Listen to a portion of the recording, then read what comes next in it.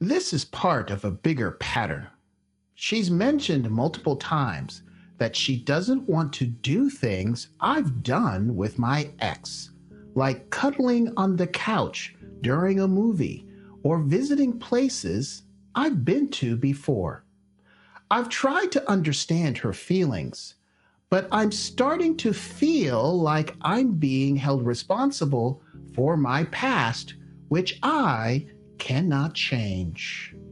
Welcome to the Hollowed Halls of Magic's Monologue. I'm Magic, your curator of personal growth and the sage keeper of the keys to today's tome of wisdom and knowledge. Today's video: am I the a-hole for not selling my car even though my fiancé refuses to sit in the front seat because of my ex sitting there? But before embarking on an expedition to knowledge and many people's abysmal life choices, I thank you for the thumbs up you've given me, the subscribe, and the smacking of the bell to be instantly notified of new videos. Let's begin the journey. There is a saying, never light yourself on fire to keep somebody else warm. Some stories are excellent lessons on why many men say screw it and remain single. As men, we have protective instincts for those we love. However, when we do not lead our relationships or have a strong sense of self, we honestly question a no-brainer when it comes to our relationship and ending up marrying the biggest mistake in our life. I'm 27 male, engaged to my fiancée, 26 female, and while we're preparing for our wedding, something recently came up that's left me confused and conflicted. I want to know if I'm in the wrong here or if her reaction is unreasonable. Well, in many cases, if you have to ask, you already know the answer. Guys, unless you're living in the world of Simpistan, follow your gut. Here's the issue. My fiancé refuses to sit in the front seat of my car because my ex used to sit there. Wait, what? Is this a joke? How do you not see this is a major problem? She says it makes her uncomfortable and feels like she's taking what is someone else's. Instead, she insists on sitting in the back seat whenever we go somewhere, which honestly feels strange to me, like I'm her chauffeur. Okay, I have to ask. Is your fiancé's name Daisy?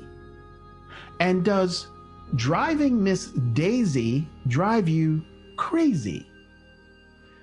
I offered to sell the car if it truly bothered her, but she told me not to because it would feel like she's forcing me to do something.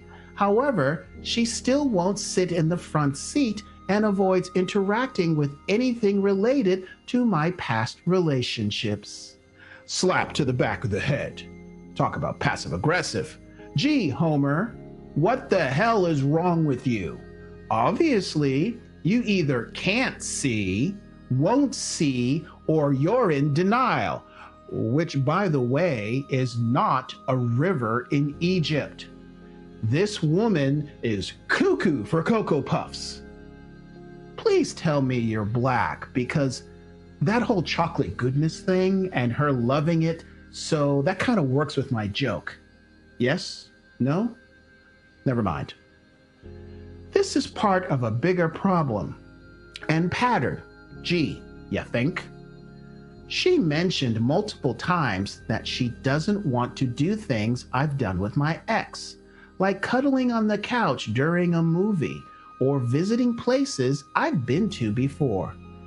We've tried to understand her feelings, but I'm starting to feel like I'm being held responsible for my past, which I can't change. Slap to the back of the head. No, what I think this is, and it's multiple things, by the way, is a control game. You are demonstrating to her that you are more into the relationship than she is. Wait, let me translate that. You are so desperate for love that she is leading you around like she's Paris Hilton and you're the punk-ass little bitch of a chihuahua. Vámonos, amigo. Admit it. She has you wearing a pink collar too, huh? It's also confusing because she keeps in touch with her ex, occasionally texting and calling him, which I have no issues with as I trust her. Say what? Come here. Closer. Closer. Slap to the back of the head. Dude, seriously? Well, I know you're serious. That is a huge sign of disrespect and is a red flag in a relationship full of red flags. A fiancé should not be talking with an ex. And don't give me that gynocentric gaslighting bullcrap that if you don't allow it, you're insecure and suffering from toxic masculinity and that you trust her. No, no. So many of you guys out there have been gaslighted to the point you believe this crap.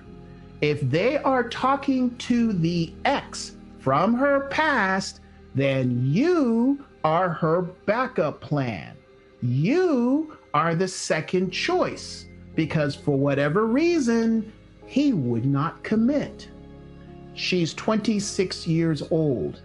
She needs a ring and 30 is around the corner, and you are the pussy whipped consolation prize. Whenever these situations come up, she tends to withdraw emotionally, avoiding physical affection, not saying goodnight, or being distant. Oh, this just gets better and better.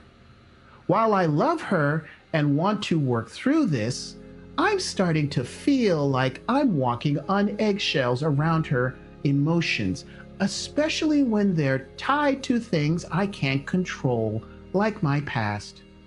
Am I the a-hole for not selling my car and thinking her behavior is unreasonable? Okay, right. Yes, you are the a-hole, but not for refusing to sell your car. You're an a-hole for not changing your first name to Door and your last name to Matt. Okay, my brother, do not sell your car. Do not pass go. Do not collect $200. And do not marry this woman. In fact, run, Forrest, run! Run, Forrest! You think things are bad now? It will get far worse once you put a ring on it. Men marry women with the hope that they will never change. Women marry men with the hope they will change. Thus, both parties are doomed to be disappointed. You can also count on her at some point to have an affair with the ex or other men, since you've taught her you are not to be respected. If a woman doesn't respect you, she will not love you the way you need to be loved. End it now. Find a male therapist and discover what is so broken in you that you were not only attracted to this banana nut cake, but you put up with this crap and justified it in your head that marrying her was a smart play. If you found value in this channel, then help a brother out by doing 3 things. Give me a thumbs up, subscribe, hit that bell, and share this with at least 3 friends who need to learn from my channel, kind of like this guy. Confession is good for the soul and this channel. Send me your personal relationship stories to share, or if you see an article online you think I should cover, send the link to stories@magicsmonologue.com. If you have a moment, subscribe to my Locals, Rumble, X, Getter, or Gab for future politically incorrect content which this platform may not appreciate. Through this, you're leading by example, encouraging other men to rise higher, and ensuring you live a life of passion, purpose, and prosperity. If you're on YouTube and want another video like this one, then click right here and watch Am I the A-hole for calling off my engagement? She couldn't control herself. That video has a rhyme and verse ending, by the way. Check that out. Otherwise, if you can't wait for my next new video, then click on one of these right now and watch another. Know the risks, play the game wisely, and I'll see you in the winner's circle.